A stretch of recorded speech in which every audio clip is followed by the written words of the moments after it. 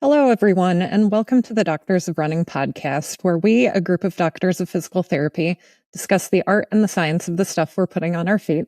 I'm Andrea Myers, and I've got David Solis with me today, and we're going to talk about our favorite 3 shoes so far of 2026, and then we're going to get into David's big news that he's racing Boston Marathon and what shoe he's going to race in and how training's going. How's it going, David? Yeah, going good. Doing well. The last couple of weeks have been kind of busy, so I did take a vacation week. Did not run on vacation. Probably should have, but sometimes you just need to chill.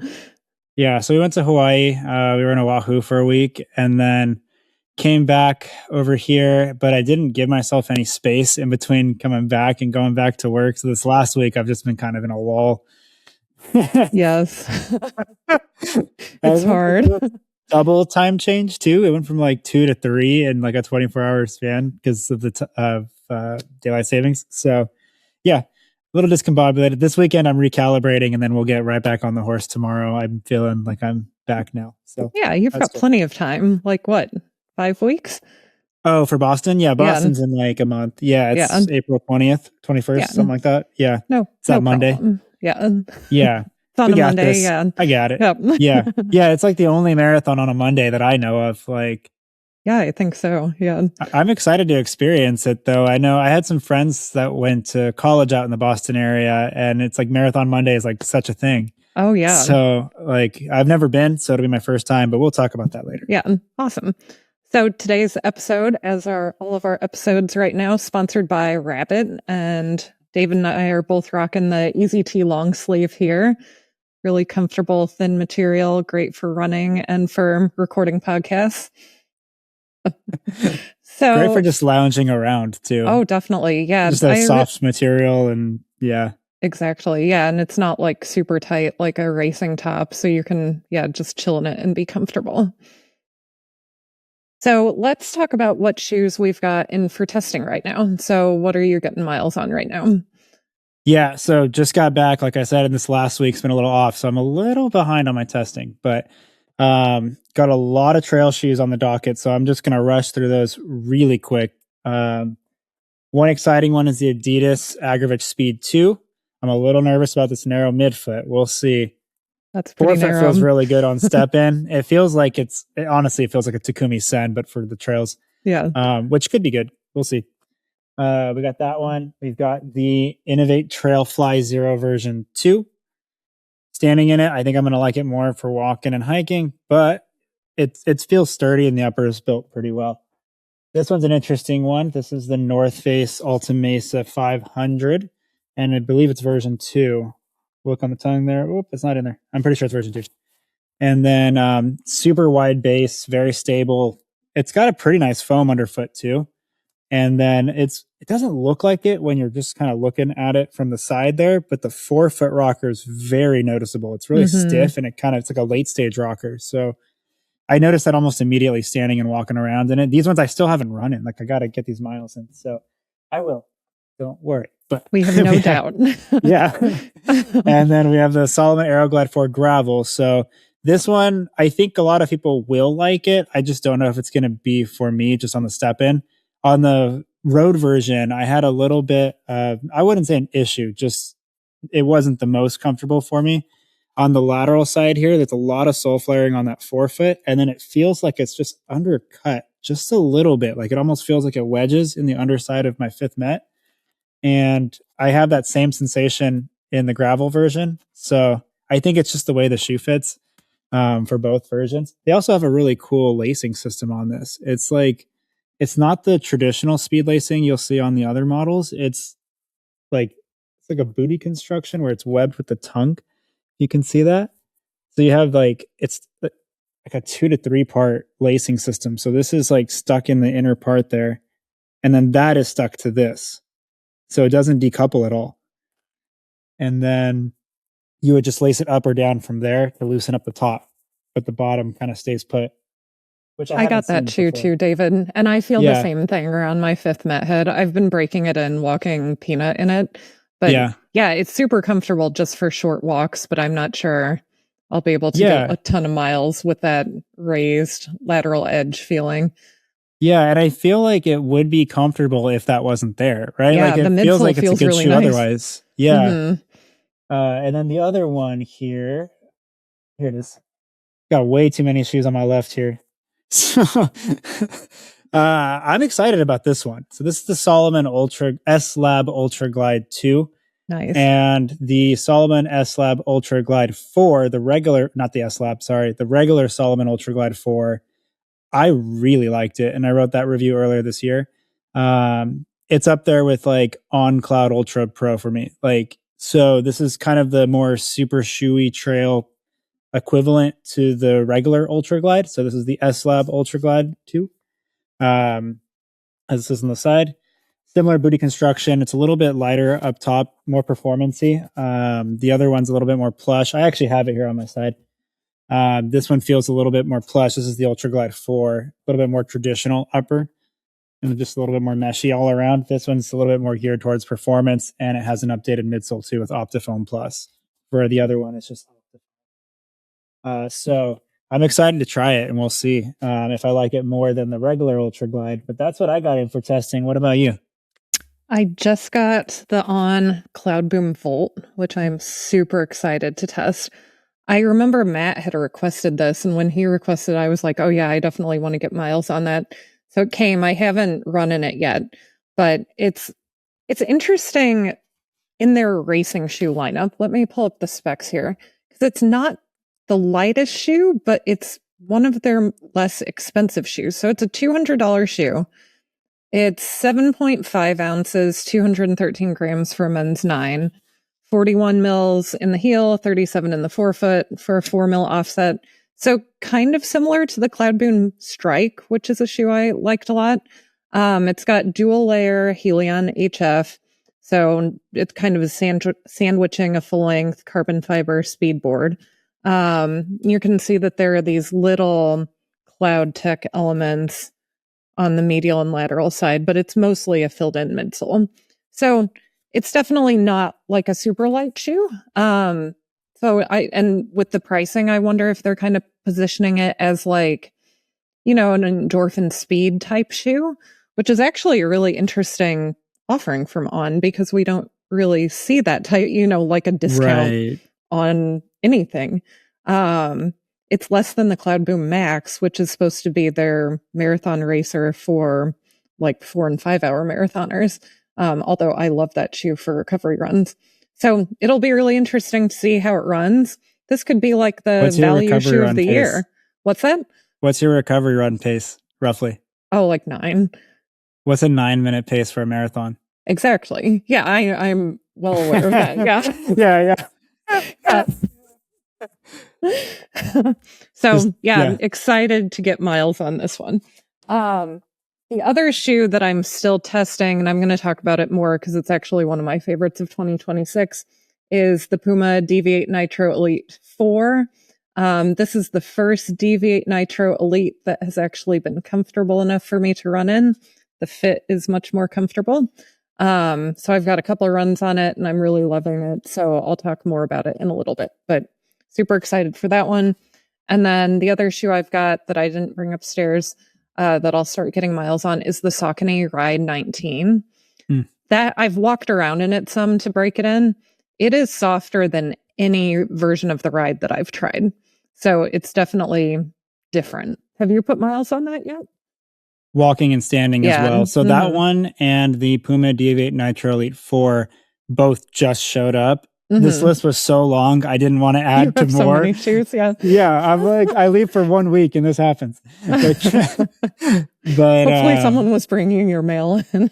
Yes, there was. Yes, my neighbor, she is a sweetheart.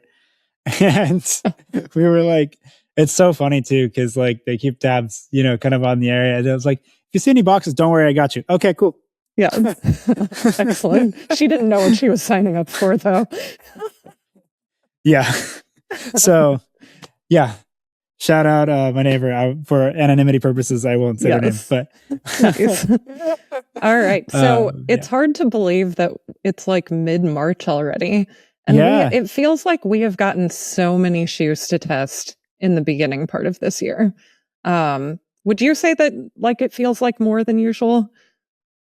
It is. So I finally started totaling as of 2 Januaries ago. I have a manual log I write every time a shoe comes in, and I started just keeping my mileage manually. So if anyone does follow me on Strava and you're like, why is this guy running so many miles in the Solomon Sense Ride 9? That's why I haven't updated my Strava since the Solomon Sense Ride 9. So we probably have like 4,000 miles or something. Yes. On that shoe digitally. So I keep all my mileage manually, and I keep a manual log of what's coming in. I think it's actually comparable to the previous years, but I think we'll probably hit a slowdown in the middle of the year. Sure. With a lot of the releases, like they almost always line up with the spring and fall marathon, and I feel like we're just in that time of year right now where we're just getting bombarded. Yeah, that's true. So I think we'll catch back up and things will level back out. But every year it always feels like a lot at the beginning of the year. Like every time it's like, oh my gosh, how am I going to run in all of this? And then you're like, oh wait, I only have one review this month. Okay. Like, that's true. Later on in the there year, is always that like slowdown. Yes. Yeah. So I think we're just in the middle of that because from a total standpoint, it seems about on par for about quarter way through the year of where it will be at the end of the year for quote unquote total pairs, that come through. Yeah, but it definitely busy. We've been getting a lot. I think it's also harder too because, it used to be that like you were always training for a marathon. I was always training for a marathon. I mean, I think Matt's mileage has pretty much stayed the same like for years and years, but it's different when you're running like 40 miles a week versus 60 or 70 in terms of getting those test miles on. Oh yeah. Yeah. I was able to pump out almost 3 reviews a week at one point. Oh, yeah. Yeah, because when you're doing that mileage, so much of it is just easy runs. It's easy to just like slap a test shoe on and get a bunch of miles on it. But when you've got fewer miles, that means more of that mileage is quality work. And that limits the shoes that you can use for those miles. Yeah. And also a huge shout out to you for that 800 at USA's. Yeah. Thanks. That was, because you were just brought up bringing down the mileage and the intensity and the quality runs. Those quality runs have been stacking. Yeah. I'm jealous. Yeah.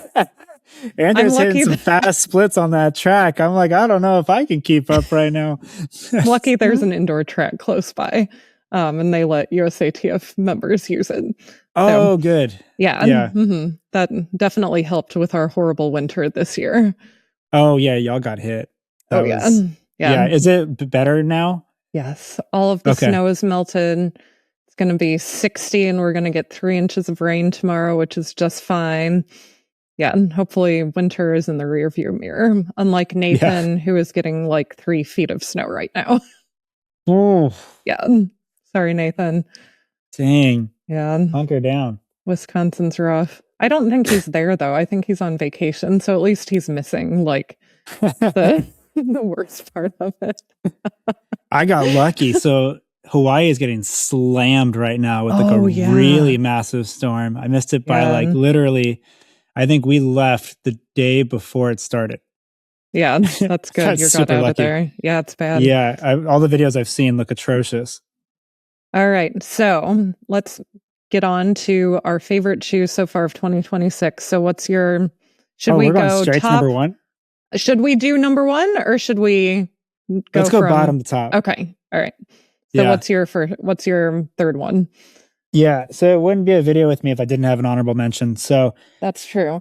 I'm going to put a couple real quick honorable mentions. One of them I already said. And so the big reason why these 2 honorable mentions are on here is the 3 that I have selected are mostly training-based shoes. Most of my runs have been training-based runs. So it felt fair to put those 3 as my main 3. So one is a trail, one's a racing option for the honorable mentions because I just haven't been doing quite as much volume with those options lately. Well, that trail thing will change very shortly. But we have the Salomon Ultra Glide 4. Loving the shoe. Pretty wide base. Good upper. It's plush, but it's not overly hot. Locks down really well. The speed laces work super good. Full contact outsole. Like I've been able to just run just so smooth over almost any footing that I've tackled so far. And it's light, and it's also pretty affordable. I got to look at the price on that. I can look it up later, but I think it's in the mid hundreds. It's like 160, nice. I think. Let me see. Salomon Ultra Glide 4. It is 160. That's awesome. So at 160, it's like, it's a really, really solid trail shoe. I think it kind of takes the place of Speedgoat for me, like as far as like where it would be in my trail or like regular shoe rotation, which is a lot of praise because I really liked the Speedgoat. And then the other one, this is technically a 2025 release, but it was the very end of the year and didn't qualify for any of our like awards. And that's the Mizuno Hyperwarp. Oh my gosh. Which one is it, David? Pure.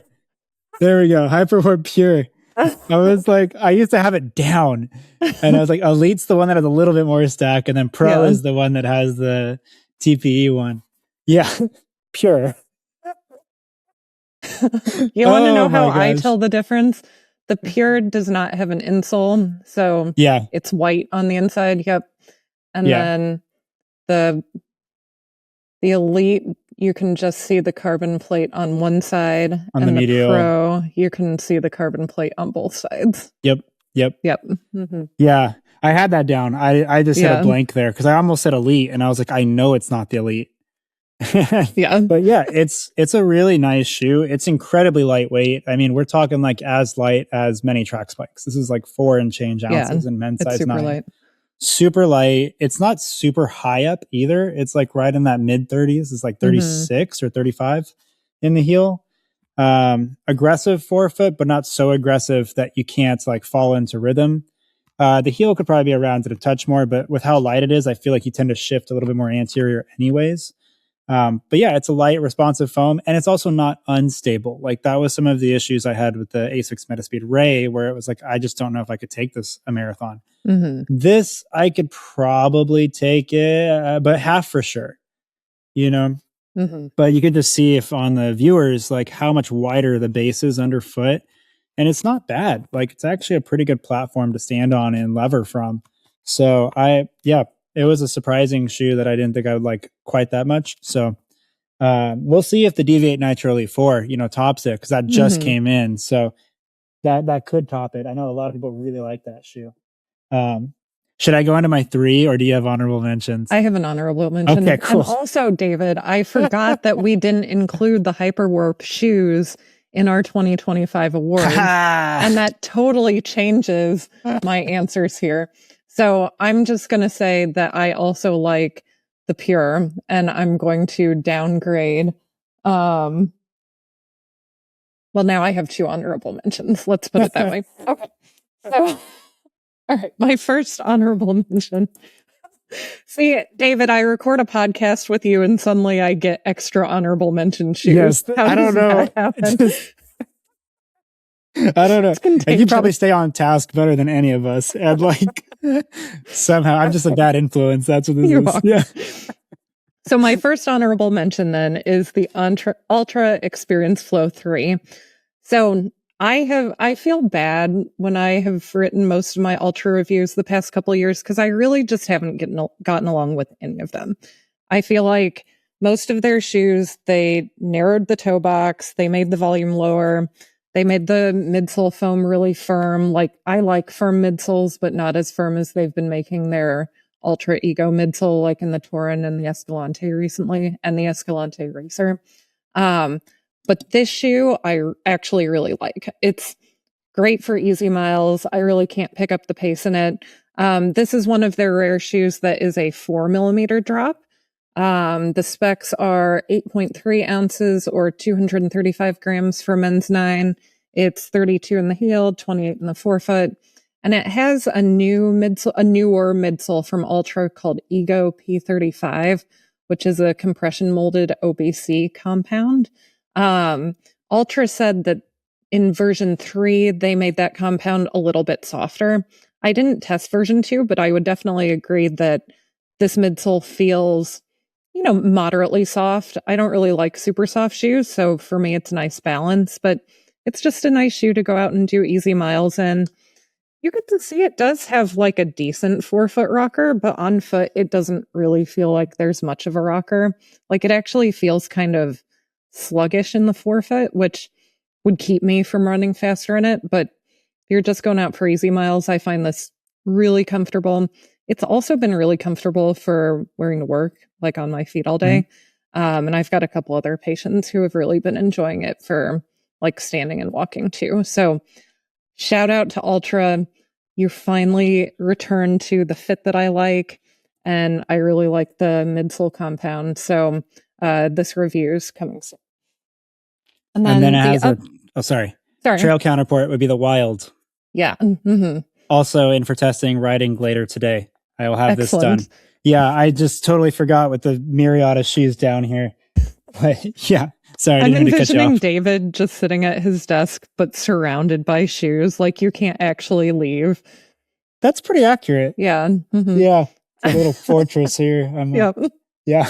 All right. And then my other honorable mention is not a running shoe. It's a strength training shoe, but it's the Innovate Bear XF V2. I actually had the original version of this shoe that I bought like years ago for lifting. And it was nice, but the upper was a little bit thick and it fit a little loose. And I just didn't feel like it was as secure as I wanted a strength training shoe to be. But version 2 has really fixed all of that. The upper is like this nice thin mesh. Fit is really nice. Nice and flexible in the forefoot for like jumping, agility work. So I've been using this for everything I do in the gym except for like squats and like clean variations. I would say the one thing I wish the shoe would be better at, it fits just maybe a quarter size short. Like if I'm doing like pogos or like ladder work, I kind of feel my big toe hitting the toe guard here. And maybe that's going to get better the more I stretch out the upper. I think if I went up half a size, it would be too big. So just for me, I feel like I'm a little bit in between sizes, but this is a really nice strength training shoe. It is 0 drop. I couldn't find the actual stack number, but it's pretty low. Like I would guess, in the low teens. Yeah. But great shoe if you're looking for a minimalist strength shoe. All right. Nice. So what is your number 3? Yeah, after all that, we're now at number 3. Yes. we made it. We're doing the podcast. Yeah. Oh, man. Okay. So number 3, and I don't think you got along with this shoe very well. I get along with it, but one of the other shoes in the family, now that I've had more miles on all of them, I think agree with me more, but that's a 2025 shoe, so not on the list. But this is the Asics Superblast 3. And this is an interesting shoe because the Superblast 2 was definitely firmer, stable, wide base, kind of Turbo Plus was a responsive midsole, but it didn't have that much give to it. And then now they switched it where the top sole is Flight Foam Leap, and it's the same Flight Foam Leap that's in the Asics Metaspeed Ray or in the Edge or Sky respective series. And that foam is very soft. So it's super soft up top, but they have a Blast Plus midsole on the bottom, and they put a little arch on the inner part there to kind of create a little bit of a chassis, not a huge one, but just kind of a little bit of a wider platform to just help stabilize that top sole. And I do like the shoe. I think it's soft, it's bouncy, it's rhythmic. It really just kind of likes to settle into an easy rhythm for me. But I'm like you, I tend to gravitate a little bit more towards firmer midsoles in general. So this one, it was just a little soft for me in the heel, but I mean, I did run 21 miles in this shoe, fine. So it's not like it's bad by any means, and it's making my top 3, so far. So I like the shoe. It's just, I think, I mentioned a member of the family of shoes, the Mega Blast would be the other shoe. And that full length ATPU of the Turbo Squared, I think I just like that midsole a little bit more. And the shoe just feels a little bit more performance oriented. And I think it lines up with my natural pacing a little bit easier. So I feel like I just get into rhythm a little bit better on the Mega Blast than I do on the Super Blast 3. And Mega Blast was my shoe of the year last year. So this is still really good. And I think for the right person, they'll really like it. I know for you, that forefoot was too soft, right? It was, yeah. Yeah. Yeah. And I just felt like I was getting stuck in it. Yeah. And they made it like extra podular up front too to have like they wanted that 4-foot soft. So if you for like sure. that, yeah, for those that want that, you got it. It's soft and it's got a little trampoline feel to it, and it's kind of fun actually. But if you don't like soft 4-foots and you feel like your foot's kind of doing a little bit of that, little something something, then probably not for you. But yeah, that's my number 3. What about you? All right. So now that my whole order got messed up by the hyper warp discovery, all right, I would say my number 3 is the Puma Deviate Nitro Elite 4.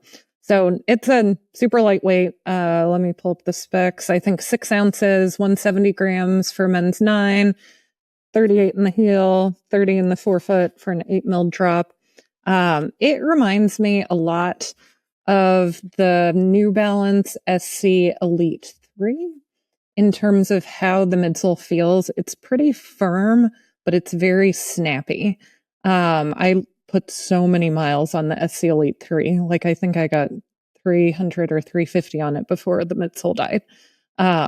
Mainly, I used it for marathon workouts, but this shoe reminds me a lot of that. Past Deviate Nitro Elite shoes have been way too narrow in the toe box for me, but this shoe is, the platform isn't super wide, but the mesh has enough volume that it doesn't create any irritation at the ball of my foot. And I was a little worried about this Puma overlay, that it was going to pinch on the top of my big toe, but this shoe is really comfortable. I wore it for like a shorter like speed workout last week, and then I just did like 7 miles easy in it on Friday. And it was really comfortable. Like, I had zero fit discomfort. It just rolls along nicely when you're running easy. It responded really well to faster paces. What was I doing? Oh, just like some threshold work. So I need to get more miles on it before I write the review, but this is definitely one of my favorite racing shoes that I've tested so far this year. Sweet. So now we're at number 2. Yeah. Okay, let me see here. So my number 2 is technically going to be 2 shoes, but that's because they're the same. You probably know where I'm going with this. Yes. So it's going to be the On Cloud Monster Hypers. I'll just say Hypers in plural. So On Cloud Monster Hyper 3 and On Cloud Monster 3 Hyper Light Spray. If money is not an what's the phrase?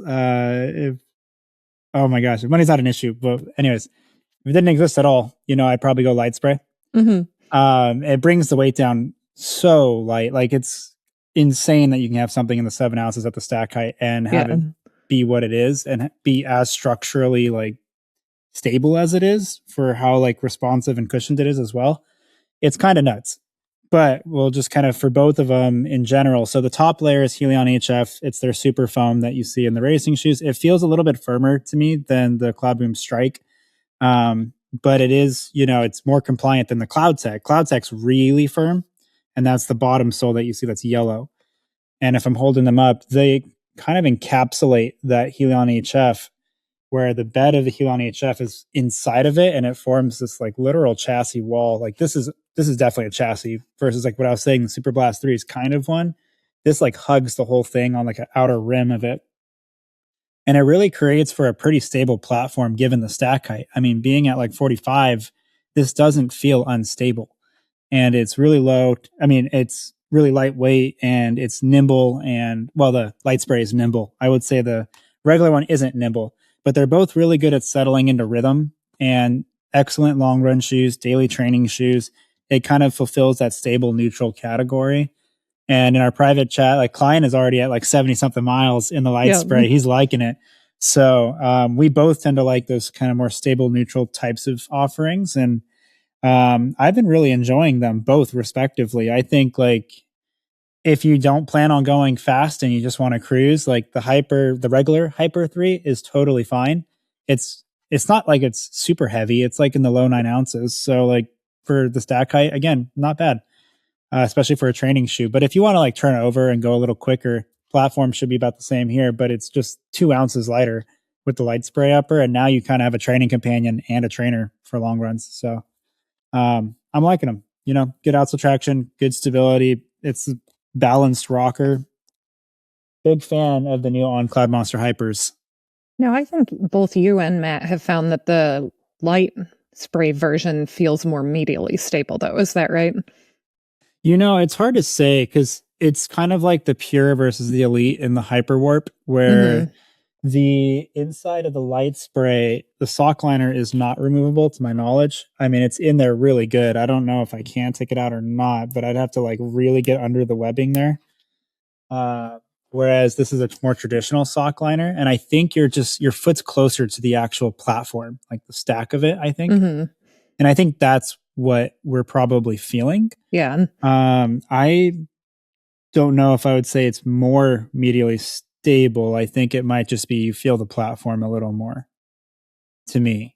Yeah. But I know he felt that. I know you felt something in the medial side too, right? I don't even think I will be able to run in the light spray version because it feels like there's such a high medial sidewall in the midfoot of the light spray. But you can run in the regular one. It's my number 2 shoe choice. It has to be that. Yeah. Well, the sidewall is really tall, but I think because your foot's embedded in the platform, whereas this one you have a sock liner, that might make all the difference. Yeah.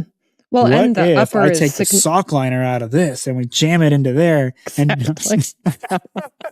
I think also just the fit of the upper of the light spray would change how your foot sits in there because visually the width of the platform of the light spray looks narrower in the midfoot than the regular version.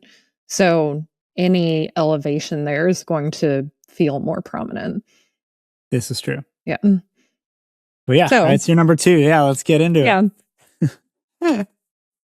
The Cloud Monster Hyper 3. I can actually run fast in this shoe. Like not like a workout, but I can run strides at like 800 pace and it feels fine. Now, is it like the best shoe for that? No, but I do a lot of easy runs that end with some strides and I can use the shoe for that. It definitely stable neutral for me. I get along with a lot of On shoes because they tend to be on the firmer side. This shoe just rolls nicely. It's got a nice heel bevel, so it feels pretty natural for midfoot striking. I like the way that the forefoot rocker is designed. Some of the Cloud Surfer shoes, I don't get along with the forefoot rocker because while they have a rocker, it's also very flexible, and I don't tend to do well with that feature. So the Cloud Monster line has always been better for me. Like I liked the original version of the Cloud Monster Hyper. I haven't gotten miles on the regular Cloud Monster yet, but just walking around in it kind of feels the same way, like less flexible in the forefoot. So I'll probably like that too. So I've done lots of easy runs, strides, long run in it, super comfortable, fits comfortable. I love that On can be pretty dependable to have a wider, higher volume toe box. I've loved the Cloud Boom Echo 3, Cloud Boom Strike. Like On just gets along with my feet well. So this was going to be my number 1 choice until until I rocked the boat. Yes, until you I shattered the podcast. Rules, yes. Yeah. There are no rules here. Oh man. Yeah, I feel like On has like really been hitting it out of the park with the uppers too this last year. Like all of them. Like even if I don't love the shoe, the uppers are really comfortable. Yeah. Oh, I'm like, what the heck? Like this is so a lot of them have just become like the ones that haven't agreed with me have just become standing and walking shoes because like, they're great. They feel really nice.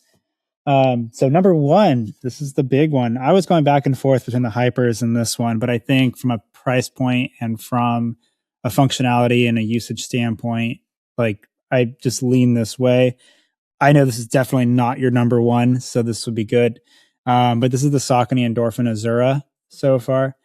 I was a big fan of the Saucony Endorphin Elite 1, and this is built off of the same platform. And it's that late stage rocker. Now, Power Run PB is different than the original midsole of the Super Shoe Endorphin Elite 1. That was Power Run HG. HG is softer than PB, but it was still firm for like a super foam. But the Power Run PB it's like a beaded PB. It's like just, I don't know. It's definitely one of the firmer ones, but this shoe feels like that stable neutral underfoot. It's pretty stiff, even though it's not plated, but you have a full length PIBA. It's just I don't know, it's more training friendly mesh, but it's still performance oriented. Like it's pretty lightweight, but it's not like a see-through transparent mesh. Like it's definitely comfortable enough to wear for training miles, and it definitely feels secure enough. Traction's okay. I wouldn't say it's amazing, but it's done well for everything I've needed it for so far. But yeah, I can just fall into rhythm really easy into this shoe. It's a late stage rocker. It reminds me of the Endorphin Elite 1 to me personally, the way I strike and interact with it. I know you did not have the same experience. We've talked about that before on the pod. Yeah. But however I land on the platform, it does feel familiar and resonant to me. And so like, it's funny because at easy paces, I could just shuffle and kind of just roll off the forefoot. But then the second I start to pick up the pace, it's still power run PB. And that rocker still feels like you want to just spring off of it. So I feel like I can do both easy and fast, and they both feel respectively different in the same shoe. Like it doesn't feel the same. And it's like, oh, I can kind of go fast and it can kind of go slow. Like it feels like they're distinct and they're good at both. So the Azura has been kind of like my main shoe so far. And being around that 40 millimeter stack with power MPB, I mean, yeah, you could easily hit long runs in this. So yeah, I had high hopes for that shoe, but it's too firm combined with the forefoot rockers too early, and it just didn't work for my mechanics. So yeah, can't love all the shoes. No, unfortunately. No. All right. So my updated number one shoe of 2026 is the Mizuno Hyper Warp Pro. I don't know if you have that up there with you, David. I do not. I do not. All right. So the Pro is the heaviest of the three Hyper Warp shoes. It's more like their endorphin speed version.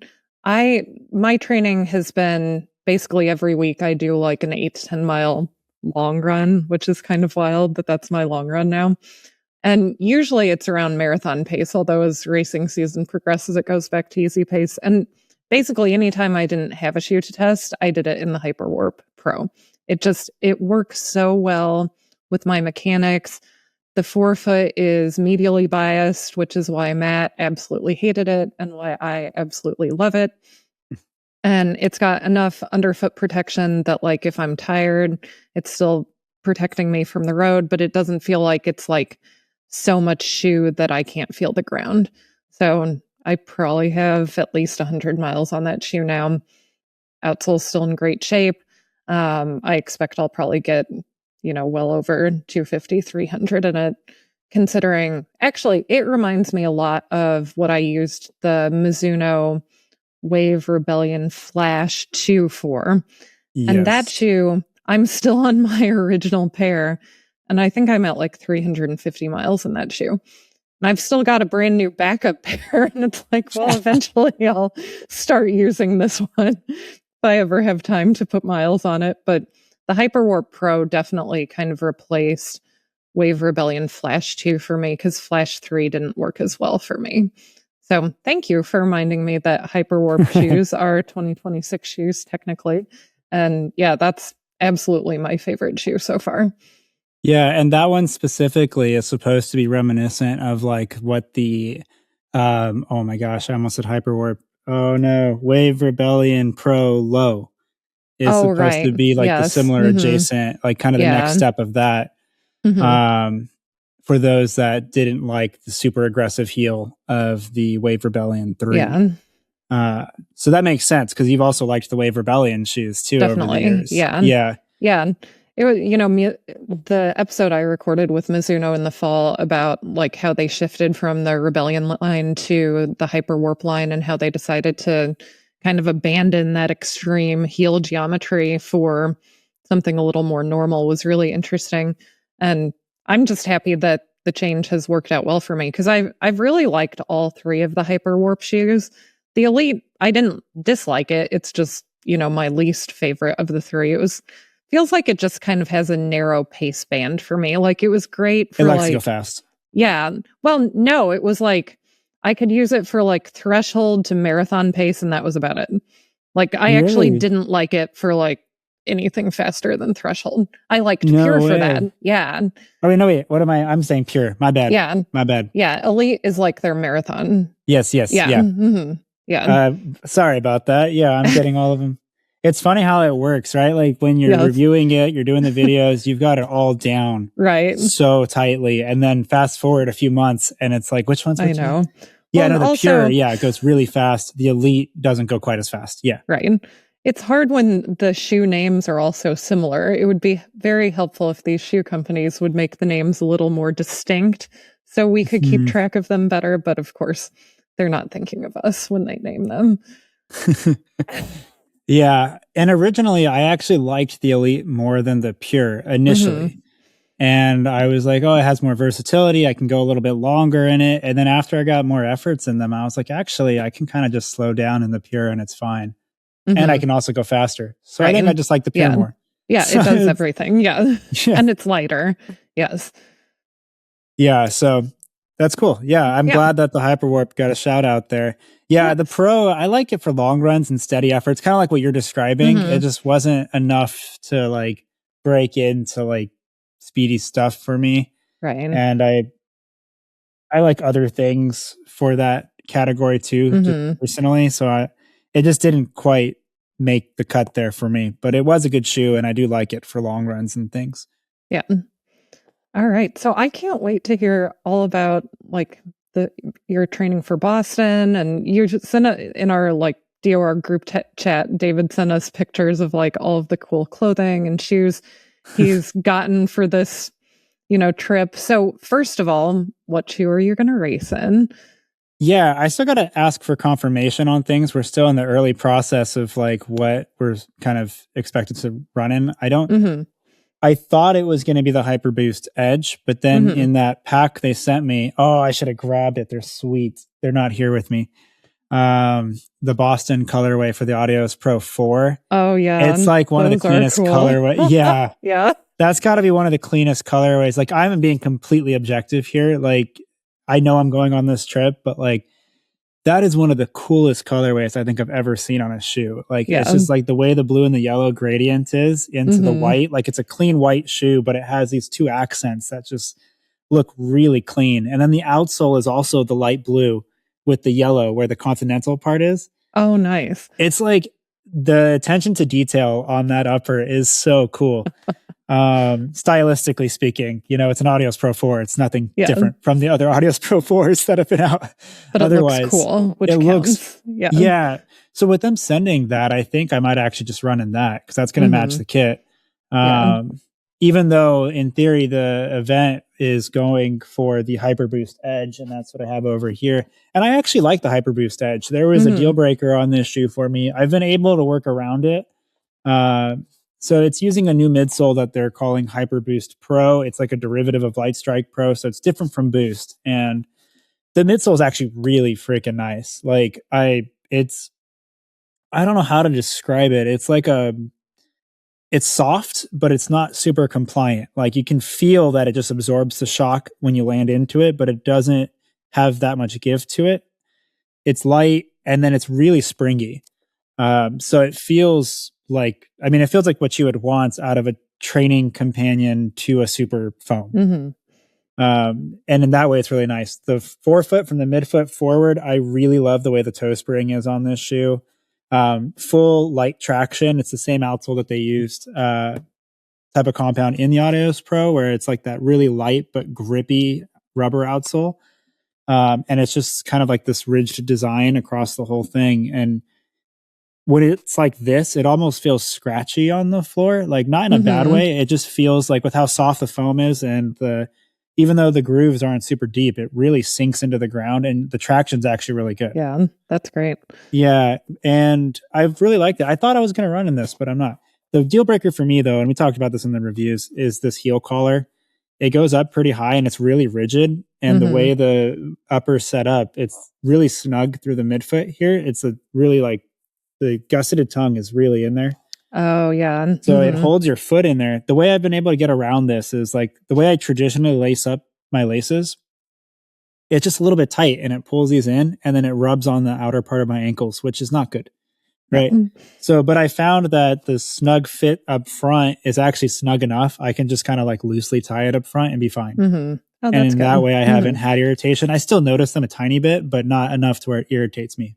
But I tried running on the track in it just to test the responsiveness, and like it felt okay for the most part. It wasn't a great track shoe. You know, it's not a track shoe. It's not what it's meant for. Right. But yeah, oh, it's my left shoe. So no blood stains on this one. But it cut my lateral ankle turning left while I'm cutting into the track, you know? Yep. But there's no bad feelings there. That's an easy fix for as far as the upper is concerned. There's a little bit of posterior heel flare, so the heel can feel a little bit bumpy. I know that's not at all what you asked me. As far as your question. No, it's all good. Yeah. So I know like for Klein, like the posterior flare was a little bit of a problem for him. Right. Midfoot forward, it's great. I love it. But I think the heel could be cleaned up and the heel collar could be cleaned up. But otherwise, it's actually a really nice shoe. Nice. A lot of promise there.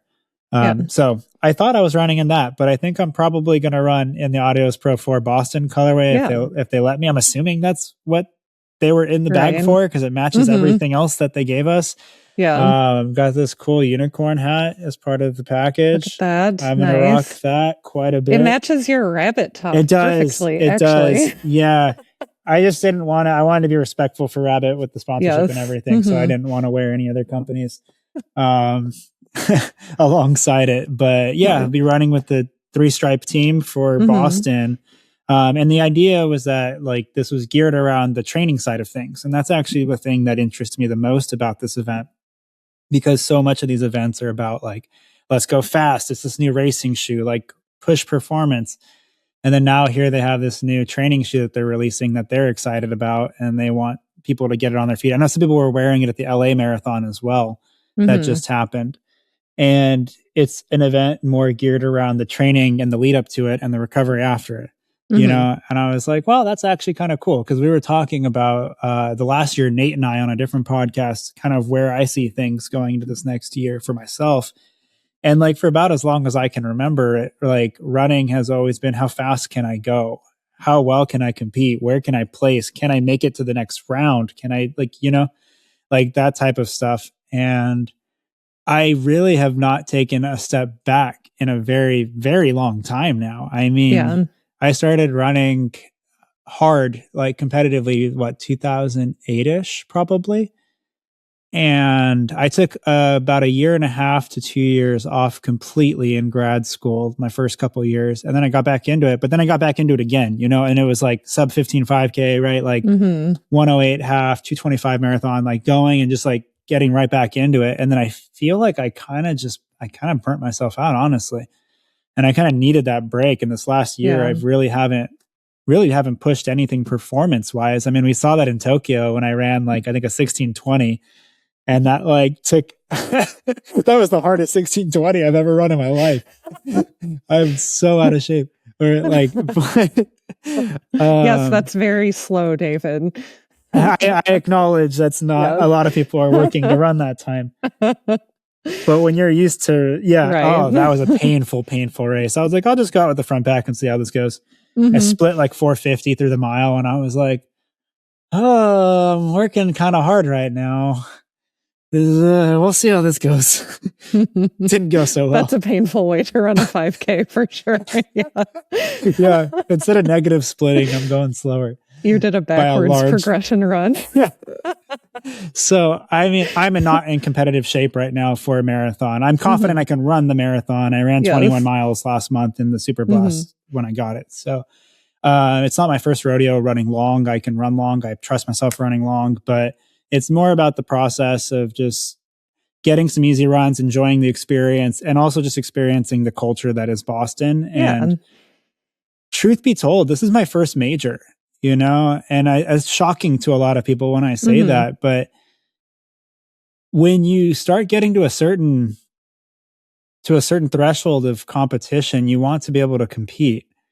And when I thought about doing Chicago one year, but I never really felt like fast enough, if that makes sense. And I know the cutoff is 255 and my PR is 225, right? Like it's not about getting into the race, but it was like, if I'm going to go and run this, like I want to try and brush up with some of those 217, 218 kind of guys. Like I want to be in that front, like 50 or so, or 100. Like, I don't know how deep that race actually goes. It's crazy because like you see CIM, and that race is just so freaking deep. Like, Yeah. give you 100 people back and run a 218 or 219, Right. which is nuts. But there's a place for everyone, you know? So like everyone in the 220s, they're all like together. And I feel like sometimes at the majors, it's really top heavy. And then sometimes you get these gaps where there's like a cluster of people here and then a cluster of people there. And I just didn't feel comfortable enough going into a large major race knowing confidently that I could go and brush up with some of those guys. And if I fell off, it'd be a nightmare, right? Because then now you have this gap between wherever the next group is, where like CIM is like, it's just, I don't even know how to describe it. It's a 26-mile cross country race where the pack doesn't break the entire race. It's nuts. I don't know how to describe it better than that. Yeah. But doing a major requires just different logistical challenges. So totally. If you can get a better race out of yourself in a smaller race, and then you might qualify for like a higher corral, right? Like you're not going to, probably not going to be in like the front corral in Chicago. But if you do like a smaller marathon, The cutoff I think was 223. That was one of the things I was trying to shoot for, to get under that. So then it wouldn't be the pro corral. It would be like their elite / seated, whatever corral that's right behind them. But it would still be in that front going. But yeah, like that was kind of where my brain was at. I was still in that mindset where I wanted to take that next step. But at the same time, I was kind of running myself into the ground to try and do it. Yeah. And I think we probably noticed that with my results over the year before I kind of dialed it down, where I was getting in better shape but running slower, and I just wasn't racing that well. And the year before that, everything was going super well. And then I was like, started pushing even harder, and then it just didn't quite happen. Right. Yeah. And now I'm running, I think I ran like a 111. No, it was a 110 half. And it was like, what's going on? Like it just wasn't going super well. And I just kind of needed that time. And truth be told, I know it's the right decision for me right now because I don't really miss it either. Yeah. And it'll be there for me. You had told me this actually, where it's like the competition will always be there if I want it. Right. Like, but this is a nice opportunity to go run one of those races, experience it for what it is, and really see the culture, have some fun with it. Yeah. And not be worried about placing or racing or time, or because the honest truth is, like, when you're racing fast, like, people say they like to enjoy the race, but ultimately you're competing with people around you. Right. You're not taking in the scenery, right? You're not you're not looking around and like, oh, hey, look, there's the Capitol building, or like, there's like certain things. Right. When you're running down like in those big cities, or you're making these turns, like, you're not looking at any of that. Your tunnel vision, you're racing. Yeah, you could be anywhere. So like I know that if I raced Boston or Chicago or New York, well, New York might be a little different just because of all the bridges, but I wouldn't get that experience of being able to look around and really soak it in. Yeah. I know that for a fact, just with where my brain is at. So when this opportunity came up, I thought it was a great idea to have an event revolved around training and not necessarily like, let's go run as fast as we can, Right. Yeah. They also sent a cool little Artican bracelet. Oh, so nice. Yeah, it says Boston on it. Awesome. Yeah. And also, those who know me, I used to run with the bracelet all the time. Remember, I don't know if you remember this in the chat, a long time ago, my bracelet broke, and I was asking people if they had any bracelets that they liked running. And I was looking at maybe getting an Artican one. And then I was like, you know what? I probably don't need one. And then fast forward, it all came back full circle. We got another one. So excellent. Nice. Yeah. So I think probably a lot of our listeners would like to know what your training for this marathon is like compared to when you were focusing more on performance. Yeah. So you took a week off and you went to Hawaii. So that's one thing. Yeah, that wouldn't have happened beforehand. Oh, you should have seen it before the last race. I can't remember. When did Shelly get married? One of our good friends got married down in San Diego, and it was right before one of the big races I was running. And I remember the day of her wedding, my wife was in the wedding party. And that morning before the wedding, I hit a 23 miler looping around. If anyone knows San Diego, there's an area called Harbor Island, and it's a little less than a 5K, like for like a loop of all the way around. And there's no street crossings. Well, there's one, but you just got to jaywalk it to avoid it. whenever you do your loops. So it's kind of more of a figure 80 kind of thing. Anyways, I did 23 miles on just that.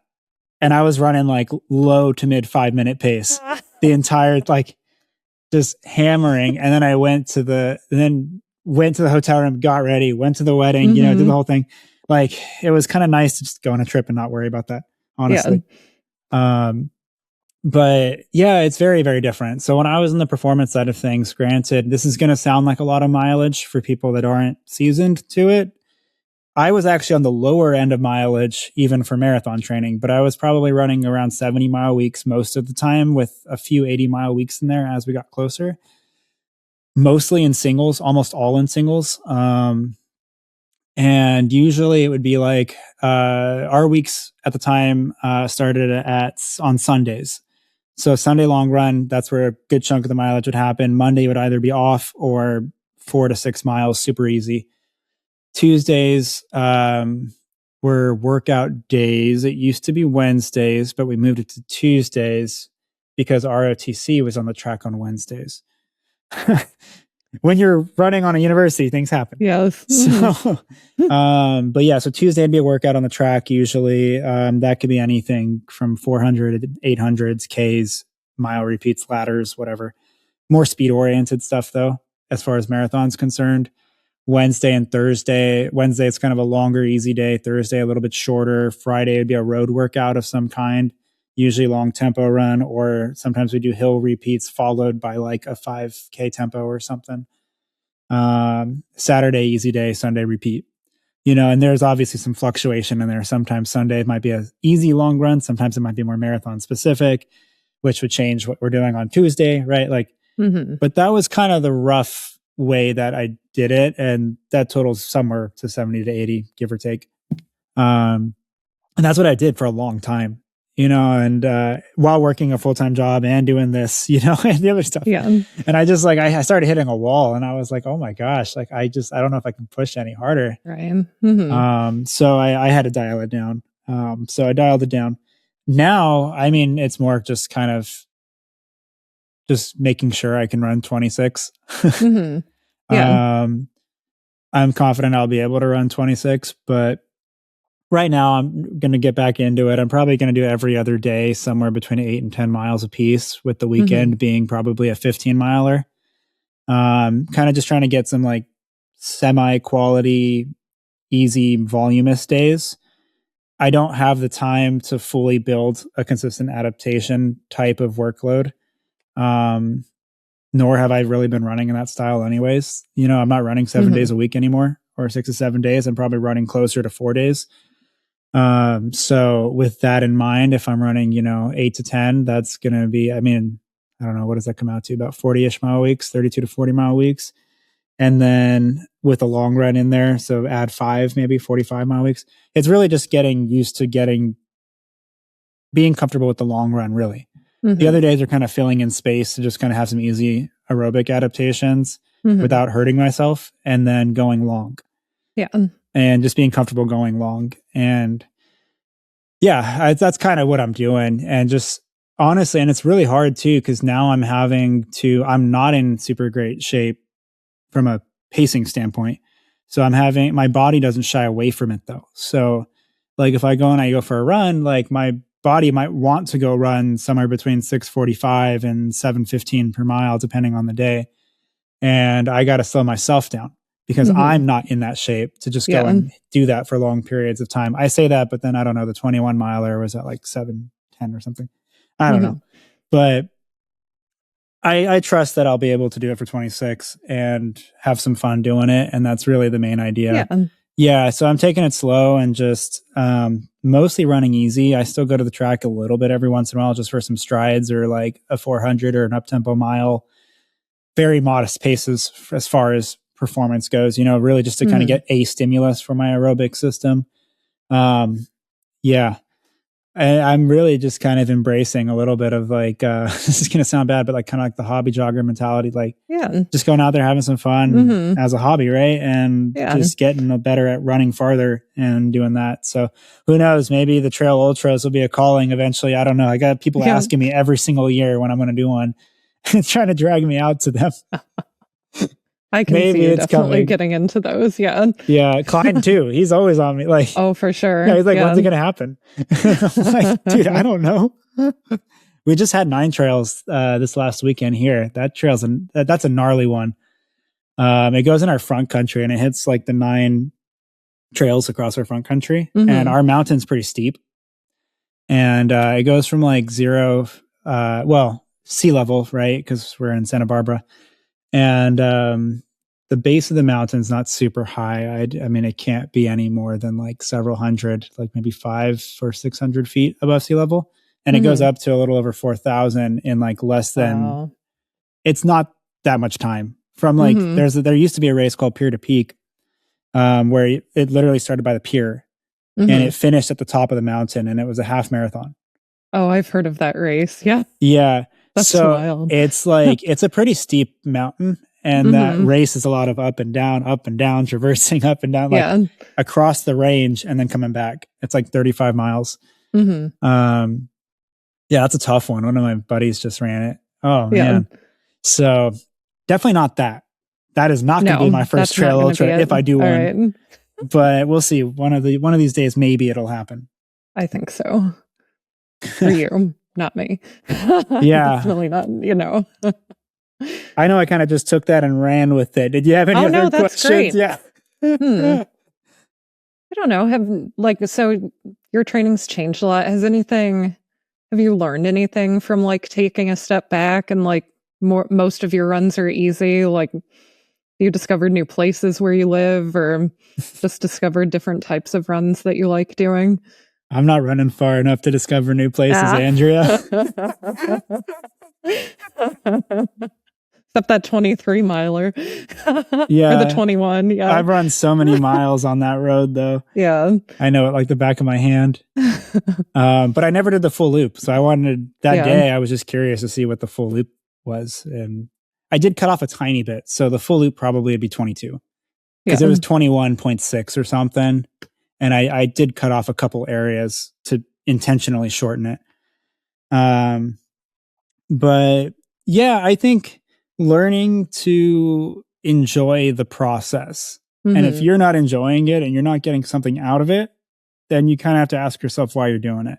Yeah. And I think that's kind of where I was getting myself previously, right? Where like I was getting something out of it. I was having fun. I was competing. I was pushing my boundaries at least.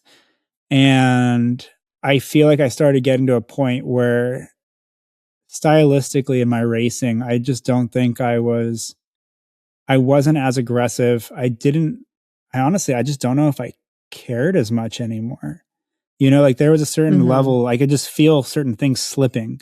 Yeah. Where I just wasn't, and start asking those questions like, why am I doing this? Like I'm waking up, I'm hammering these 20-mile runs and like, yeah. And I don't know. It's good when you're with your friends and stuff, obviously, but like putting that much work and kind of feeling how I was feeling throughout the week, I just had to ask those questions, and I just didn't quite feel like the process of doing that was quite worth it for me anymore. And maybe it will be again in the future, and I'll get an itch for it and I'll go right back to it. But maybe I was doing something that was slightly unsustainable for a long enough time for it to truly become unsustainable, Yeah. But yeah, I mean, just learning to enjoy the process. And like, it's kind of funny because like I was saying with Boston, like going around and running and seeing the city and the river and the full thing. I know it's a point to point. So like, but just seeing everything that it has to offer, it's kind of like that in Santa Barbara too right now, where like, I'll get off of work. I never really used to run after work that much, because it could jeopardize the run in the morning, the following morning. I used to call it the dirty double whenever I did that, because it'd be like 10 in the evening and 10 in the morning or something. And now it's like, I could just get off of work, get changed, go stroll and run by the beach and look at the boats. And it's like, not that I couldn't do that on easy days before, but it felt different. It's like every day had a purpose, and I was training, and I feel like it doesn't feel quite as much like training anymore. Like I feel like I'm just going out and running because I want to. Right. And I'm sending all of the videos and the photos and stuff of where I'm running, what I'm doing and stuff too. But I felt like I didn't really I wouldn't stop or take photos or do those things before, and it was very much A to B, get the run in, go in, just do my day-to-day things. It was very much a routine. Yeah. And Yeah. now I'm kind of I guess smelling the roses a little bit, and I'm not trying to romanticize too much, but it's been good for me to take that step back and hopefully save off a few of these gray hairs in here. Your camera's not that good, don't worry. My camera's not that good. Yeah, I got called out on it the other day. I was like, oh no, it's happening. But yeah, just going out, running easy and just kind of having a good time doing it. Although it is funny though, because being in less shape, like certain areas are not as good of a time. Yeah. Certain climbs and things like that. It's like, oh, this is a lot harder. It's not all roses, This would be a lot better if I was in shape. Oh gosh. But yeah, it's good. I mean, just going out, running easy, doing some strides, and just running for running and kind of coming at it from that angle, which is something that I've always really appreciated from the running community and something that I could never fully understand. I could try to, where it was but at the same time, it was kind of just, I don't know. I used to always just give so much credit to people that would go and run marathons, especially if they're in the 4 to 5 hour group or beyond. That's a lot of time to be out there. And I'm fortunate that I don't know, genetically or sports wise, I've never had to run that long, but the idea of running that long is daunting to me. It's like I go and I run a marathon. It's less than 3 hours and it's done. And it's like other people are out there for so long, and it's like they're the true road warriors out there. They're out there for so long, putting it in, the amount of training they have to do. I'm so lucky that I could just go out the door and run 10 miles and have it done within an hour and a half easily. Right. So yeah, it's a totally different physiological challenge for a 2:20 marathoner versus a 4:30 marathoner in terms of just the way that you're using your body and the stress on your body. Yeah, but they're also, it almost always seems like they're having the most fun doing it too, right? Yeah. And it's always like, dang, they like this, right? And it's like, well, it's you're basically doing a long zone 2 run if you're 4+ hour marathoner. Whereas if you're trying to run sub 2:30, you're running at a very high aerobic pace, which is extremely uncomfortable the longer, Yeah. You're already straining before the half. And then now you're having to rally for 15 miles. Right. Yeah. So it's definitely a huge mindset shift. And it's also kind of a cultural shift too. Where it's not so much I felt like before every day had a purpose. And now it's like, oh, well, I'm just going out for running and just getting better at running and enjoying running and just, I don't know, just running farther and running easier. And I feel like it does allow me to have a little bit more fun doing it. Yeah. When I was bike racing, I had an injury and I actually couldn't ride my bike at all for almost a year. And, before that injury, I was getting a little burnt out, I would say. And having, that year off sucked. There's no way around that. I had lost the thing I loved, hated it. But it also gave me so much of a better understanding of my riding and why I was doing it and what things could be better if I ever actually got to ride my bike again. And when I finally got back to riding and I did get back to bike racing, it was a whole nother level of appreciation and understanding for it that I never would have gotten without having that forced year off. And I think that, you can't maintain the highest level of training forever, right? Especially when you're also working a full-time job, plus doing, a side thing like DOR. Eventually there has to be a balance, right? And sometimes the non-running things win out.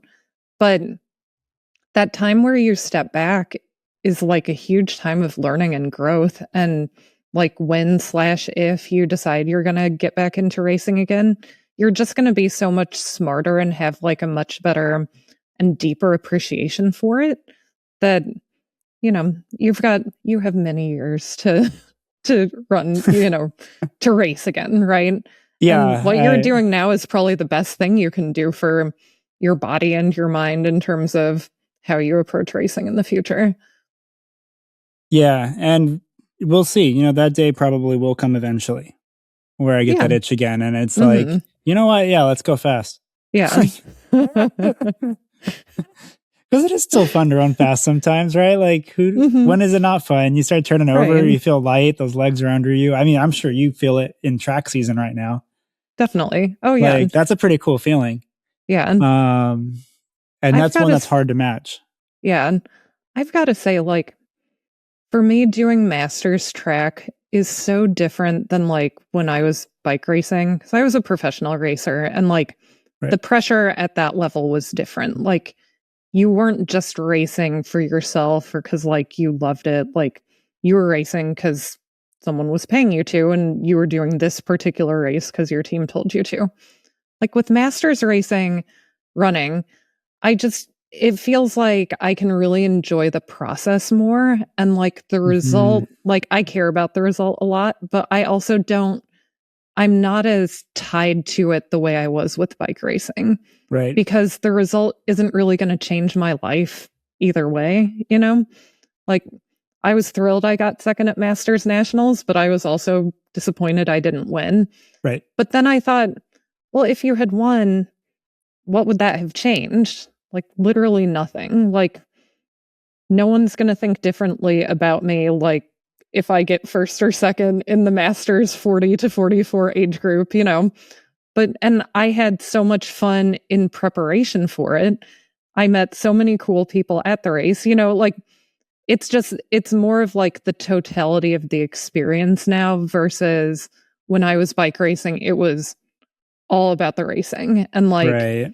the process was often not enjoyable, and it was just all about the results. Totally. So it is nice to like be in a different place with that, and like your relationship to results of races, to like not be so tied like emotionally to them. Of course. Yeah. Yeah. That's a much more healthy way to go about it, right? Yeah. And Mhm. that's usually like, I mean, we can talk about it, but people really have to like live it and experience it to Mhm. actually understand it. And you could, but you see that a lot with pro athletes too, right? Where they have some kind of, I won't say like a backslide, because like it's not always a backslide, but like they'll have a certain point in their career where something clicks and that they start understanding kind of life as a greater, like, I don't know, Mhm. just a larger understanding of things, Yeah. where it's not all about the thing that they're doing. And Mhm. then the second that that switch starts to go off, all of a sudden they're just animals racing, Yep. Mhm. and it's like, it's crazy, like how much psychologically just understanding and awareness can happen. So who knows?